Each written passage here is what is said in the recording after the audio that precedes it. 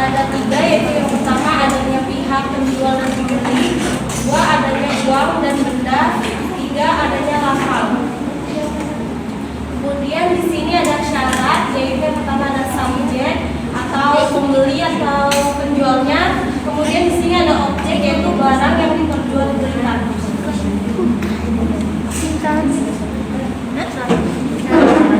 Selanjutnya ada diajarkan oleh garansi yang baik.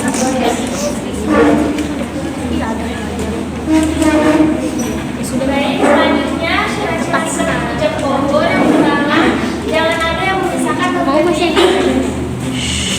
Jangan diam saja setelah penjual menyatakan ijab kabul dan sebaliknya. Yang kedua, jangan diselingi dengan kata-kata lain antara ijab kabul. Yang ketiga, beragam Islam syarat ini khusus untuk membeli benda-benda tertentu. Yang keempat, berhadapan. Yang kelima, ditujukan pada seluruh badan yang akan angkat. Yang keenam, kabul diucapkan oleh orang yang setuju dalam ijab. Yang ketujuh, harus menyebutkan barang dan harga. Yang kedelapan, ketika mengucapkan harus disertai niat atau maksud. Yang kesembilan, pengucapan ijab dan kabul harus sempurna. Yang ke-10, tidak berubah lafaz. Yang ke-11, bersesuaian antara ijab dan kabul secara sempurna. Yang ke-12, tidak dikaitkan dengan sesuatu. Yang ke-13, tidak dikaitkan dengan waktu. Kemudian ada macam-macam jual beli dalam Islam. Ini yang pertama ditinjau dari pertukaran. Kemudian yang kedua ditinjau dari hukum. Yang ketiga ditinjau dari bendanya. Yang keempat ditinjau dari subjek atau pelaku.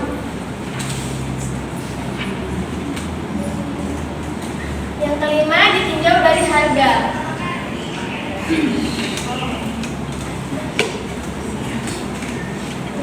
Yang keenam ditinjau dari pembayarannya. Baik, selanjutnya saya berikan ke moderator. Baik, selanjutnya pemateri dari pertanyaan.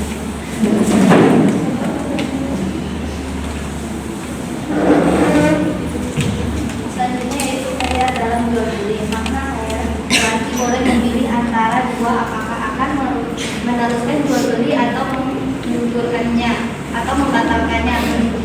Menurut ulama fikih, pengertian kaya adalah suatu keadaan yang menyebabkan hak yang memiliki hak untuk memutuskan akadnya, menjadikan atau membatalkannya. Jika kaya tersebut berupa kaya syarat, aib, hujah atau katakanlah memilih di antara dua barang. Jika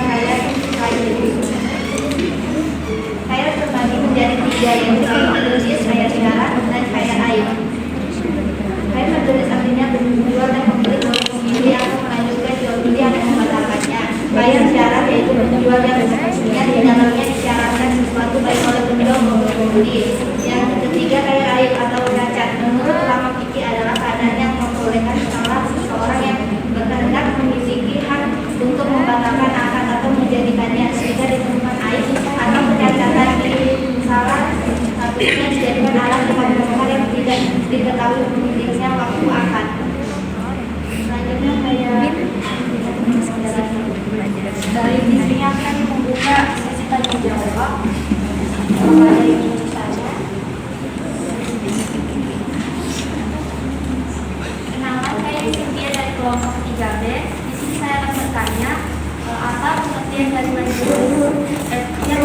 dan berikan contohnya.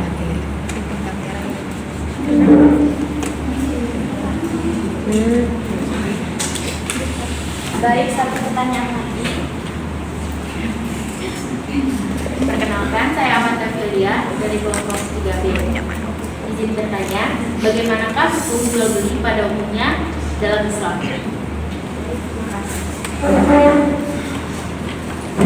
Baik, di sini saya akan menjawab pertanyaan dari Ines India.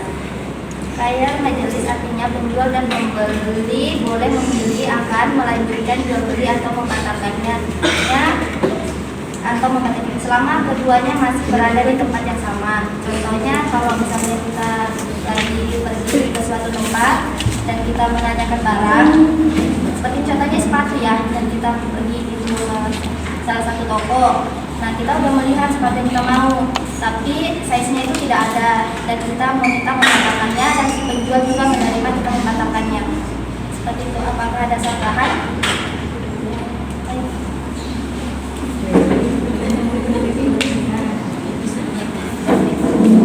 Baik, di sini saya akan menjawab pertanyaan dari Amanda dari kelompok 3.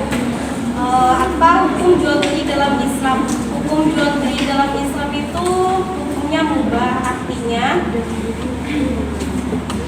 hukum jual beli itu diperbolehkan asal saja di dalamnya itu memenuhi syarat. Syaratnya itu seperti subjek dan objek. Objeknya itu penjual dan pembeli. Objeknya itu barang yang dijual belikan. Bagaimana? Terima kasih. Baik, terima kasih atas pertanyaan dari peserta dan juga jawaban dari anggota kami. Bagaimana itu, apakah ada masukan? Saya tidak sadar. Saya berarti gimana? Tanpa bahkan ada yang tanpa izin melempar ikan misalnya dimasukin satu. Kan begitu. Apakah ikhlas menjual? Tidak.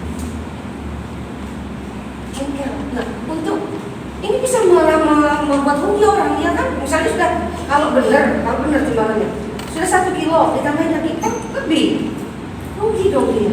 Sudah rugi nggak ikhlas. Kenapa dosanya yang ibu-ibu melempar? Ibu-ibu kerjanya. Benar, bapak ada tuh. Dan udah ibu ngeliat sendiri, udah nambah 1 pas dibungkus ngambil lagi 1 ya. Oh ya.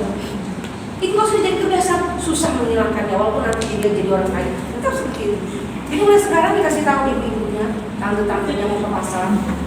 Anda sudah tahu sendiri malu ya, jangan sampai seperti itu. Nah, ini akan membuat orang dari berdosa. Yang tukang jual ini duluan mengurangi timbangannya. Ibu pernah tanya, kenapa mas kok dikurangi timbangannya? Ibu timbang sampai ini cuma 8 kilo, 8 lebih, ada 1 kilo. Mana mbak? Kata ibu. Ibu-ibu tuh kalau sudah 1 kilo nambahnya sampai 2-3 ekor, itu saya rugi. Jadi duluan saya kurangi. Lah kalau yang tak mau nambah, otomatis dapatnya kurang kan? Nah, kalian ibu-ibunya malah sudah buat dosa sendiri, buat orang juga berdosa. Tolong disampaikan ini.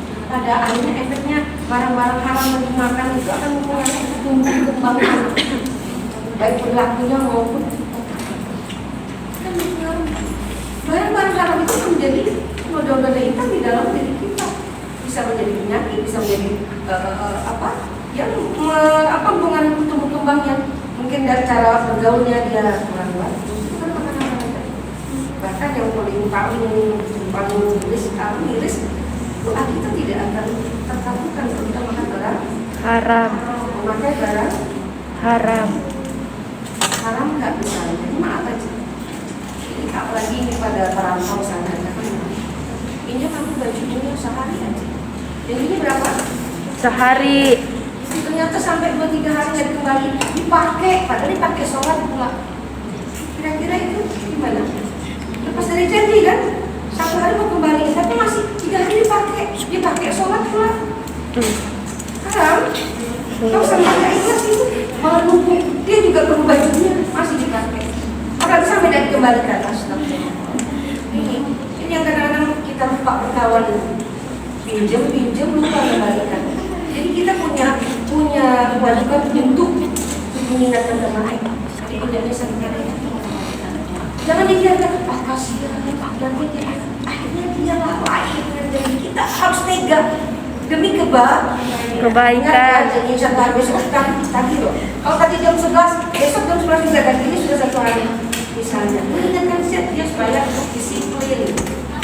Oke, kalau kalian memang orang baik, biarlah sudah sampai 2-3 hari dan jadi harus. Kalau Anda membiarkan, ya sudah biarkan saja. Sekalian diberikan. Ya Allah, saya berikan saja itu, insya Allah mulai dia berkat. Gak apa-apa, kalau nanti suatu saat ketemu, coba aku kasihkan yang langsung sama-sama, hajinya sama-sama dapat pengalaman. Ya, ingat seperti itu. Tapi jangan menggerutu. Dia baju itu apa coba. Salah sendiri kalau lagi tadi, mungkin dia lupa keenakan pakai. Ingat deh. Jangan lupa tanya. Baik, di sini saya akan membacakan kesimpulan. Jadi kesimpulannya yaitu syarat jual beli transaksi yaitu yang pertama dalam pandangan Islam yang pertama penjual dan pembeli itu harus sama-sama memiliki sikap yang sadar dan bodoh. Dan yang kedua adanya akad yaitu kesepakatan antara kedua belah pihak. Ketiga yaitu barang yang akan diperjualbelikan yaitu barang yang memang dimiliki sepenuhnya oleh si penjual. Dan yang terakhir yaitu barang tersebut tidak boleh barang yang larangan atau haram. Contohnya seperti kita menjual belikan pil untuk menggugurkan janin atau aborsi, nah itu tidak boleh. Jadi kesimpulannya seperti itu. Baik, terima kasih dari kelompok kami. Kurang dan lebihnya mohon dimaafkan. Assalamualaikum warahmatullahi wabarakatuh. Waalaikumsalam warahmatullahi wabarakatuh.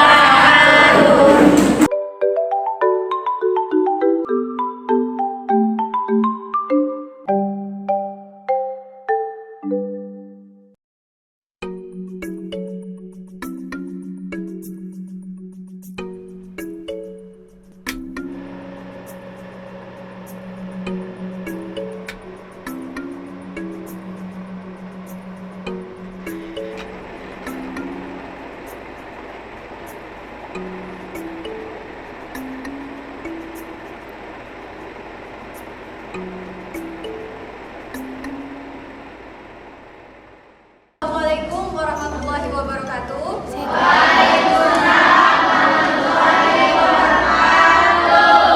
Sebelumnya saya ucapkan terima kasih karena kelompok kami diberikan kesempatan untuk memaparkan materi. Terima kasih juga kepada Ibu Haji Syaklia, SAG MPDI, selaku dosen mata kuliah Pendidikan Agama Islam. Di sini kami akan membahas tentang etika, akhlak, dan moral di lingkungan pendidikan khususnya kampus. Sebelum itu izinkan saya memperkenalkan anggota dari kelompok kami. Yang pertama ada Dela Utami Oknandasari, yang kedua ada Karina Hartati, yang ketiga saya sendiri selaku moderator Nur Intan Safira, dan yang terakhir ada Siti Amilatun. Kemudian langsung saja kepada materi. Materi yang pertama adalah akhlak. Akhlak berasal dari bahasa Arab yaitu khulqun yang menurut logat berarti budi pekerti atau perangai, tingkah laku atau tabiat. Akhlak ini merupakan cerminan dari perilaku yang diulang-ulang oleh manusia dalam kehidupan sehari-hari sehingga menjadi kebiasaan. Seperti sabda Nabi Shallallahu Alaihi Wasallam, "Akmalul mu'minina imana ihsana, akmalul mu'minina imana khulqun," yang artinya sebaik-baiknya kaum mukminin adalah yang paling baik akhlaknya. Kemudian materi kedua saya serahkan kepada Dela Utami. Baik, terima kasih kepada moderator. Etika berarti perbuatan dan ada sangkut pautnya dengan kata-kata yaitu pencipta dan makhluk yang diciptakan. Moral berasal dari kata mos dalam bahasa Latin. Bentuk jamaknya mores, yang artinya adalah tata cara atau adat istiadat. Misalnya bahwa perbuatan seorang tidak bermoral. Dengan itu yang dimaksud adalah perbuatan orang tersebut melanggar nilai-nilai dan norma-norma etis suatu masyarakat. Sikap meringan kepada moderator. Selanjutnya adalah Karina Hartati. Pembahasan selanjutnya adalah persamaan antara akhlak, moral, serta etika. Jadi ada beberapa persamaan di antara ketiga hal tersebut. Yang pertama adalah akhlak, etika, serta moral. Membahas tentang ide, tujuan, alasan, atau hujah, atau motif perilaku.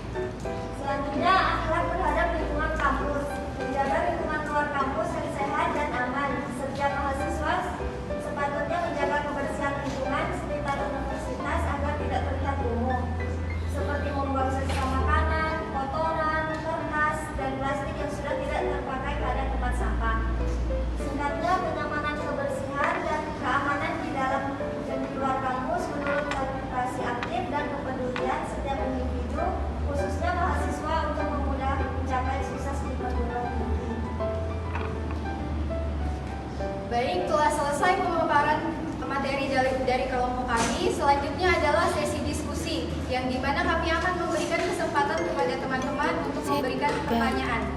Baik, apakah ada yang ingin bertanya? Silakan. Dari kelompok 4 kelas 2A. Pertanyaannya di sini, menurut kalian apakah akhlak dan moral di lingkungan pendidikan sangat terkaitan? Terima kasih. Baik, terima kasih. Pertanyaan selanjutnya. Perkenalkan, nama saya Nur Hasanah Ibu Putri dari kelompok 2B. Di sini saya akan bertanya, yaitu mengapa pendidikan moral perlu diajarkan di setiap sekolah yang ada di seluruh Indonesia? Baik, terima kasih. Selanjutnya adalah para pemateri akan menyampaikan jawabannya. Untuk yang pertama, dipersilakan kepada Karina Hartati. Jadi tadi pertanyaannya, mengapa pendidikan nilai moral perlu diajarkan di setiap sekolah di seluruh Indonesia? Kalau ditanya mengapa pendidikan nilai moral itu perlu diajarkan, nilai moral itu sangat penting bagi setiap manusia. Karena moral ini sendiri adalah ajaran tentang membedakan bagaimana baik dan buruknya suatu perilaku. Jika bisa dibayangkan, jika nilai moral ini tidak diajarkan, maka bagaimana perilaku antar sesama manusia? Itu. Kemudian nilai moral ini sendiri seharusnya diajarkan dari lingkungan keluarga, masyarakat, tidak hanya di sekolah. Jadi kesimpulannya, nilai moral itu sangat penting untuk diajarkan di setiap sekolah Indonesia, akan tetapi nilai moral itu dimulai dari lingkup keluarga sendiri. Terima kasih. Kemudian pertanyaan kedua adalah, menurut kalian apakah akhlak dan moral di lingkungan pendidikan sangat berkaitan dengan agama? Begitu? Jadi akhlak ini merupakan suatu yang melekat pada jiwa manusia. Seperti teman-teman sekalian, di sini kan kita memiliki etika yang berbeda-beda, moral yang berbeda-beda. Kemudian kita juga memiliki perilaku yang berbeda-beda. Kemudian di dalam Islam, kenapa sangat penting? Karena semua yang akan kita lewati semasa hidup, semua yang akan kita jalani dari bangun tidur hingga tidur kembali, itu merupakan etika atau runtutan di mana manusia itu harus menjalankannya setiap harinya. Seperti sabda Nabi tadi yang artinya mukmin yang paling bertakwa adalah yang paling baik akhlaknya, itu dalam hadis riwayat Tirmizi. Jadi di situ diterangkan bahwa setiap manusia yang paling baik akhlaknya adalah yang paling baik imannya adalah yang paling baik akhlaknya. Tentu saja akhlak itu dicerminkan oleh Al-Quran dan Sunnah yang telah diturunkan kepada Rasulullah dan disampaikan kepada para umatnya. Kemudian kan kita di sini manusia beda-beda akhlak, beda-beda etika ya. Kita harus mencerminkan. Pertama memang agak susah, jadi awalnya itu kita harus terpaksa melakukan akhlak yang baik tersebut, kemudian terbiasa, kemudian ada yang namanya istiqomah, yaitu sesuatu yang tidak bisa kita tinggalkan atau jika kita tinggalkan kita merasa kurang pada diri kita sendiri. Kemudian sekian jawaban dari saya. Mungkin ada masukan dari Ibu. What is your name? Nama saya Norita Safira. Norita Safira. Bagus kenalannya. Dan sekolah juga. Ibu senang kalau ada yang seperti ini, Ibu. Nah, Ibu jadi gatel pengen ngelatih dia pidato. Kenapa? Ibu melatih pidato, puisi, dongeng, tausiah, atau tidak ya? Ibu baru pulang dari Bandung tanggal 4 Desember kemarin. Murid Ibu juara terbaik 2 nasional baca puisi. Yang kali 6 kejuaraan semuanya harapan 1 sampai 3 di satu semua. Cuma satu yang harap terbaik 2 itu murid Ibu. Membaca puisi. Jadi kalau lihat seperti ini tidak menutup kemungkinan nanti ada lomba pidato, ikut lomba, Ibu yang ngelatih ya. Kalau bayar mahal, Ibu per jamnya 150, tapi kalian gratis. Datang ke rumah, yang mau lomba puisi ke rumah yuk. Pokoknya semua murid Ibu gratis. Di luar itu bayar per jamnya. Ya maaf, silakan datang supaya yang kebidanan ini Stikes MM itu tidak hanya melahirkan bidan, tapi ada juga prestasi. Lomba baca puisi, lomba pidato. Senang nggak? Kalian kan yang suka baca puisi ya? Cuma nggak tersalurkan. Bagus ya. Jadi intinya etika, moral dan akhlak itu sama-sama membahas tentang perbuatan manusia yang muaranya nanti adalah perbuatan baik dan buruk. Rasanya saja berbeda. Sudah dijelaskan tadi. Etika itu dari olah rasio manusia sehingga melahirkan etiket makan, etiket jalan, etiket. Makanya ada peragama etika beda jalannya. Gitu kan? Ada etika aja. Ya kan? Kamu mungkin peragama jalannya. Ya kan ada etikanya tuh. Nah, itu dari mana asalnya dia dapat? Dari olah pikir. Cara berbaju, cara duduk, menyenangkan kaki, ya semua antara moral dari normatif dari aturan-aturan yang ada di daerah masing-masing, baik itu tertulis maupun tidak tertulis. Sementara akhlak jelas Al-Quran dan hadis. Sekarang begini, bukan sampai lupa ngomong ini yang kesalahan sering terjadi kalau kita buat dasar dari Al-Quran atau hadis salah nulis ya. Ini mungkin kelambatan. Jadi ini tolong memperbaiki. Jadi khulqan asalnya itu kebalik-balik. Jadi sebenarnya akmalul mu'minina ahsanuhum imanan khulqan. Jadi tolong dikasih baris dulu. Jadi khulqan, maaf, nggak pegang ya. Ibu pikir masing-masing pegang. Oke, ini sudah ibu perbaiki nanti di revisi. Tadi ada pertanyaan apa? Cium ibu dari apa tadi yang mau jelaskan? Pertanyaannya Mengapa pendidikan nilai moral perlu diajarkan di setiap sekolah di seluruh Indonesia? penting. Harus. Karena begini, kita analogikan, ilustrasi moral itu dalam tanah. Dalam tanah. Tanah itu ada yang subur, ada yang tidak subur. Moral yang baik, akhlak yang baik itu ibarat tanah yang subur.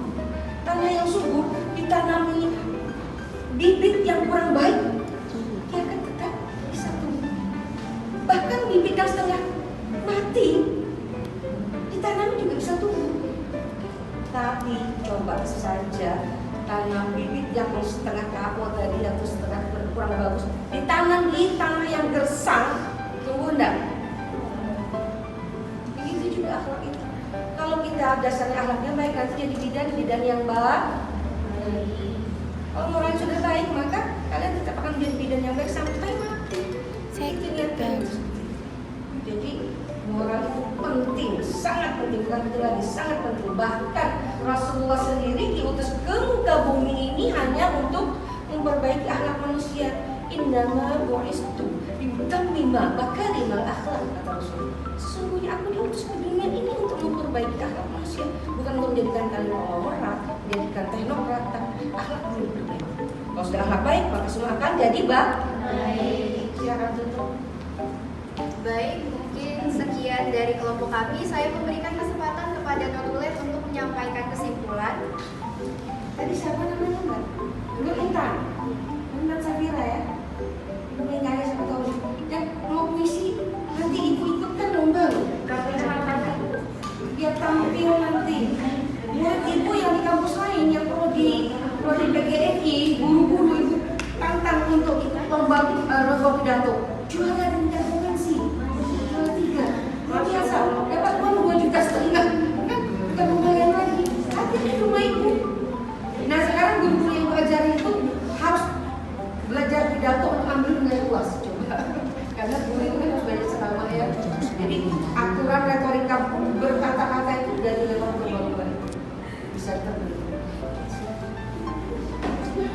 Dari presentasi yang kelompok kami sudah sampaikan, terdapat 2 pertanyaan. Kesimpulan dari materi yang telah kami sampaikan adalah antara akhlak dengan etika serta moral memiliki kesamaan arti, cakupan serta tujuan.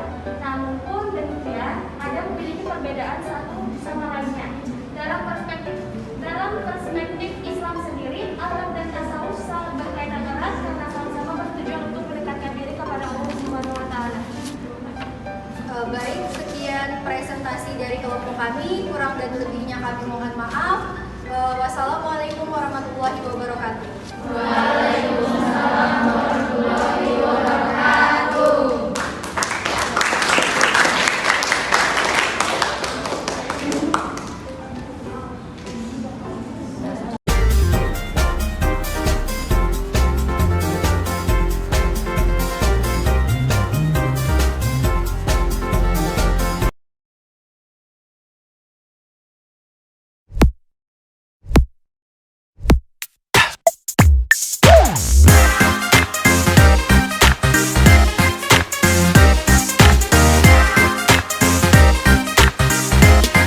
Bismillahirrahmanirrahim. Assalamualaikum warahmatullahi wabarakatuh. Waalaikumsalam warahmatullahi wabarakatuh. Perkenalkan, saya Siti Maryam. Berdirinya saya di sini, saya berperan sebagai moderator. Adapun narasumber yang tersedia yaitu yang pertama ada Nada, Lisa Surbiana, dan Zahrina Salsabila. Baiklah, tanpa membuang-buang waktu, mari kita simak pembahasan dari materi narasumber yang pertama yaitu Nada. Baik, yang pertama peran akidah dalam keluarga, yaitu peran yang pertama adalah peran orang tua. Ada dua peran orang tua dalam keluarga, yaitu berperan sebagai pemimpin dan berperan sebagai pendidik, berperan sebagai pengawas dan berperan sebagai konselor. Kedua, secara umum tugas dan tanggung jawab orang tua di rumah yang terkait dengan peranan pendidik anak untuk mengembangkan kepribadiannya, diantaranya adalah kewajiban orang tua terhadap anaknya untuk membaguskan akidah dan akhlaknya dengan cara mencintai Nabi, mencintai keluarga, dan mengajarkan baca tulis Al-Quran. Saya kembalikan kepada Bapak.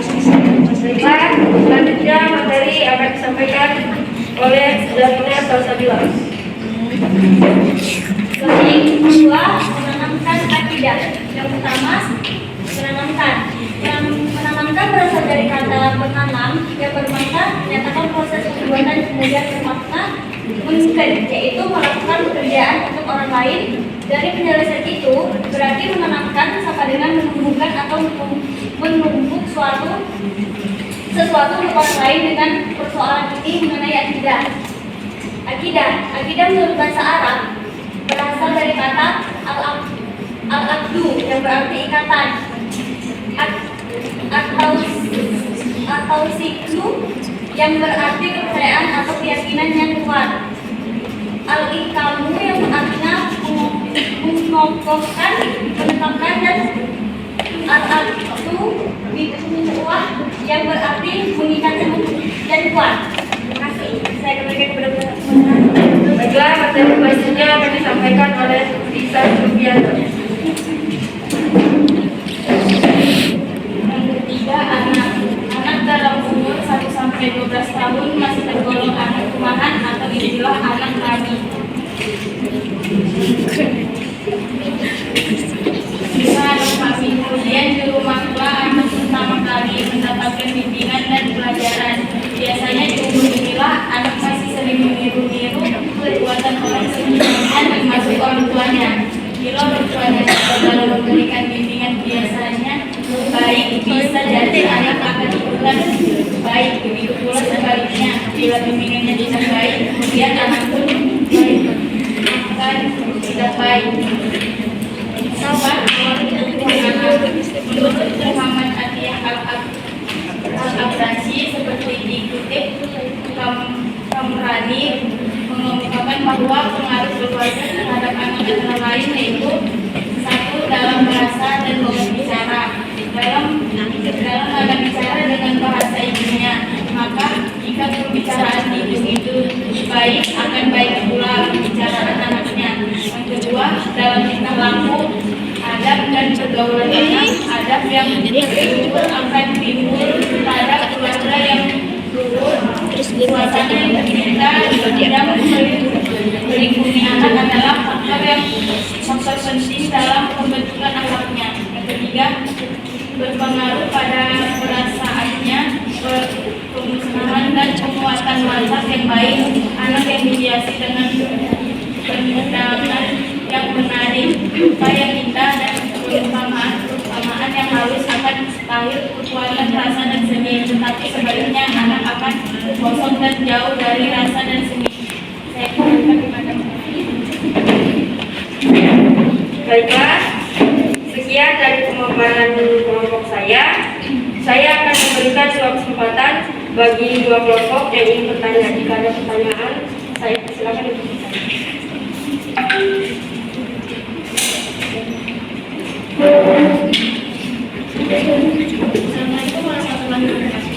Waalaikumsalam warahmatullahi wabarakatuh. Perkenalkan, saya Zainal dari kelompok 2 menjelaskan apa saja yang dilakukan keluarga dalam mendidik anak. Apakah ada yang ingin bertanya lagi? Perkenalkan, nama saya Nurul dan saya dari kelompok puasa. Saya ingin bertanya, yaitu bagaimana cara menguatkan akidah sehingga tetap kokoh menghadapi berbagai ujian kehidupan. Terima kasih.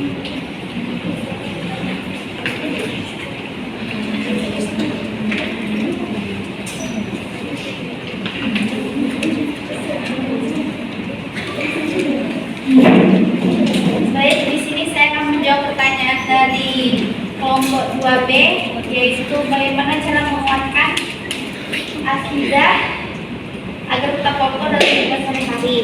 Yang pertama itu jaga wudhumu, dengan begitu kamu menjaga kesucianmu. Yang kedua, perbaiki sujudmu. Yang ketiga, jika ingin imam lebih baik, maka perbaiki dahulu sholatmu. Yang keempat, amalkan zikir la ilaha illallah dalam kehidupan sehari-hari. Bagaimana?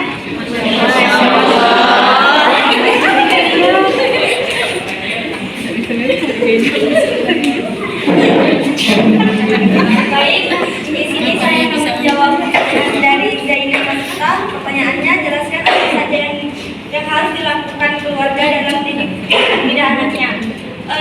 Mungkin dari keluarga kan punya cara didik berbeda-beda. Nah, mungkin salah satunya dari keluarga bisa mengajarkan anak itu sholat lima waktu, selalu berbuat baik. Salah satunya itu contohnya berbuat baik itu, misalnya ada orang jalan sama kita.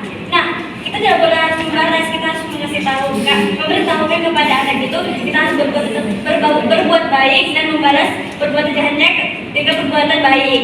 Mungkin bisa diterima. Masya Allah.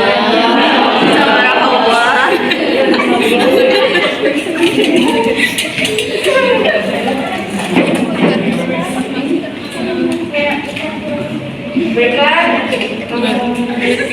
saya sesi tanya jawab dengan Bercanda ya. Jadi ibu kayaknya sudah diperlukan kalau begitu. Jadi maka dari awal dikatakan seandainya sudah ada apa dan acara kan terakhir pasti minta masukan dosen. Ada enforcement ya. Maaf, kenapa? Ini beda dengan kayaknya dari ARS yang itu dia punya agenda acaranya. Terus kayaknya perlu ditiru deh, coba tanya ARS. Agenda acara untuk presentasi bagaimana. Yang terakhir itu ada masukan dari dosen untuk lebih memberikan pengalaman dari ada enforcement tadi. Ya, jadi seperti tadi sudah bagus. Itu tataran praktisnya langsung. Itu luar biasa. Tinggal prakteknya. Yang kedua, bagaimana tadi pertanyaannya? Bagaimana saja jelaskan apa saja yang harus dilakukan keluarga dalam mendidik akidah pada anak-anak. Jadi kalau orang tua yang pertama ayah dan ibu, karena sekolah rumah itu adalah sekolah yang pertama, madrasah itu sekolah yang pertama dan pertama. Di sekolah yang pertama sekali anak itu dididik akhlak. Kalau kita tinggal lihat anaknya, kalau anak itu berakhlak berarti orang itu berakhlak. Karena faktor pertama adalah apa? Keteladanan, ya kan? Sulit teladan.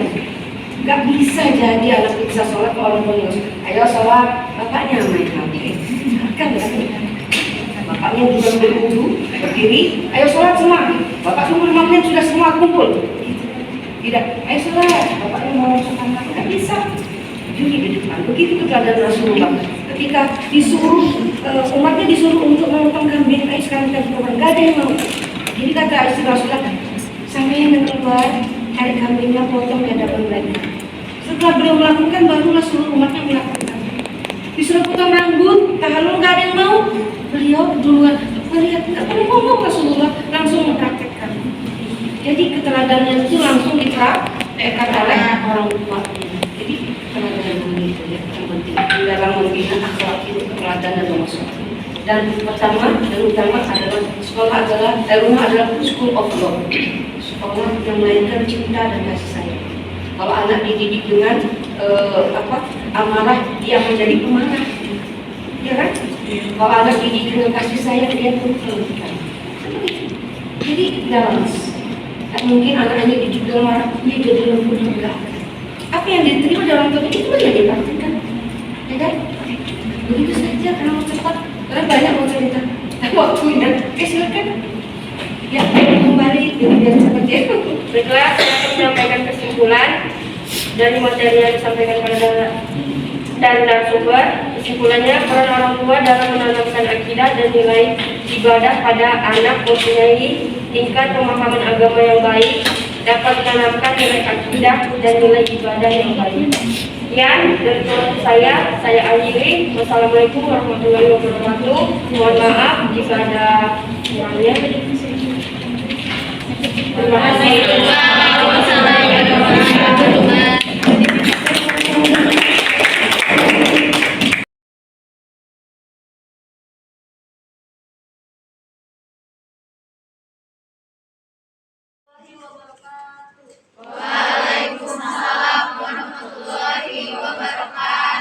Selamat pagi. Semangat pagi. Baik, perkenalkan kami dari kelompok 1 yang beranggotakan saya sendiri, Amarcella Yuliani Panandra, yang kedua Helena Marcella, yang ketiga Hasyanur, yang keempat Putri, yang kelima Regina Azhara. Di sini kami akan membawakan materi tentang akidah dan perannya dalam kehidupan. Materi pertama yang akan dibawakan oleh Helena Marcella. Waktu dan tempat saya silakan. Ya, saya lanjutkan. Pengertiannya adalah akidah dalam bahasa Arab berarti dari kata al-adu yang berarti ikatan, at-tasiku yang berarti kepercayaan atau keyakinan yang kuat, al-ilhamu yang artinya memotongkan, dan aratu bukuah yang berarti mengikat yang kuat.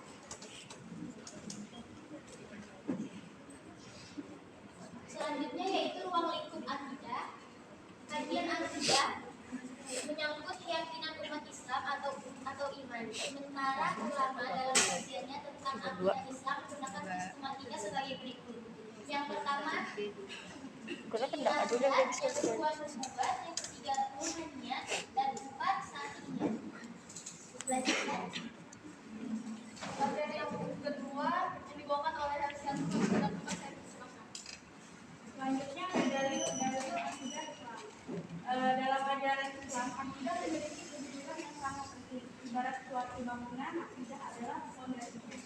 Sedangkan ajaran Islam yang lain seperti ibadah dan akhlak adalah sesuatu yang dibangun di atas iman, yang dibangun tanpa fondasi. Adalah suatu bangunan yang sangat rapuh. Selanjutnya, akidah yang benar dalam Islam.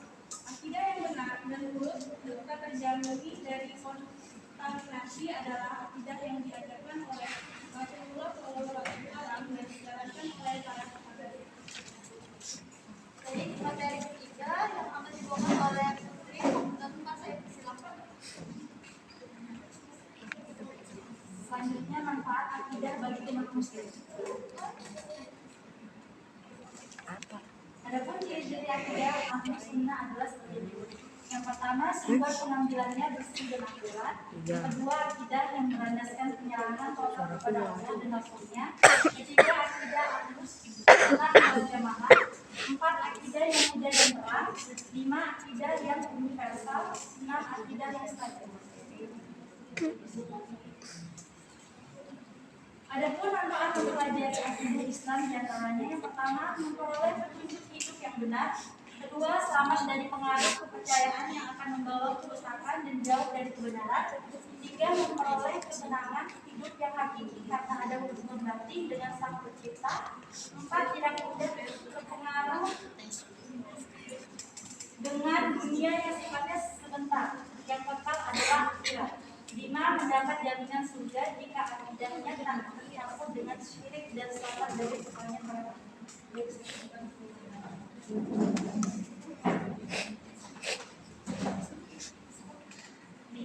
Baik, kesimpulannya, dalam keseluruhan doktrin Islam, akidah dapat diibaratkan sebagai fondasi, di mana seluruh komponen ajaran Islam terbuat di atasnya. Pada hakikatnya, filsafat dalam bahasan akidah tetap bersumber pada Al-Quran dan Sunnah. Sumber akidah Islam adalah Al-Quran dan Sunnah. Akal pikiran tidaklah menjadi sumber akidah, tetapi hanya berfungsi memahami nas-nas yang terdapat dalam kedua sumber tersebut dan mencoba kalau diperlukan membuktikan secara ilmiah kebenaran yang disampaikan Al-Quran dan Sunnah. Itu pun harus didasari oleh suatu kesadaran bahwa kemampuan akal sangat terbatas. Baik, saya kembali ke moderator. Ya, tadi pemaparan materi kami, apakah ada ingin ditanyakan? Ya, silakan. Sebutkan nama ketua. Kenalkan, saya Cindy Astika dari kelompok Bangke. Di sini saya ingin bertanya, bagaimana menurut kalian tentang akidah, peran akidah dalam kehidupan sehari-hari? Sekian, terima kasih.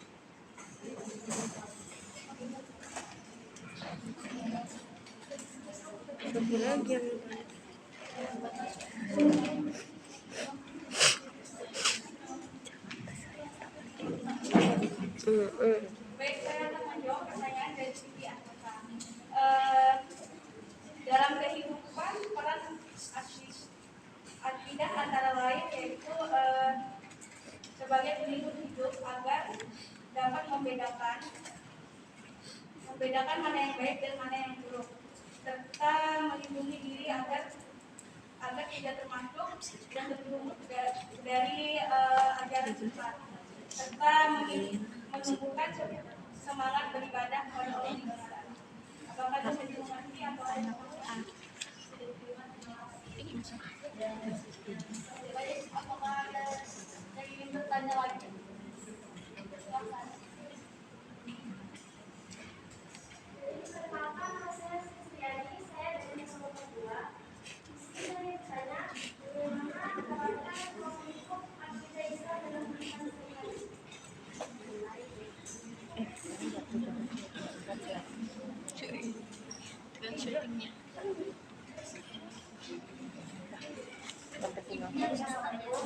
Ini saya akan menjawab pertanyaan dan janji kelompok 2 ya. Pertanyaannya mengapa? Bagaimana menerapkan prinsip akidah Islam dalam kehidupan sehari-hari? Jawabannya, akidah sangat penting dalam kehidupan masyarakat karena dapat menjaga hubungan dengan manusia lain. Itu dilakukan dengan berbagai cara, tentunya dengan saling menghargai satu sama lain, sehingga dapat tercipta suatu masyarakat yang tentram dan saling mengisi. Bisa diterima? Apakah ada yang ingin bertanya lagi?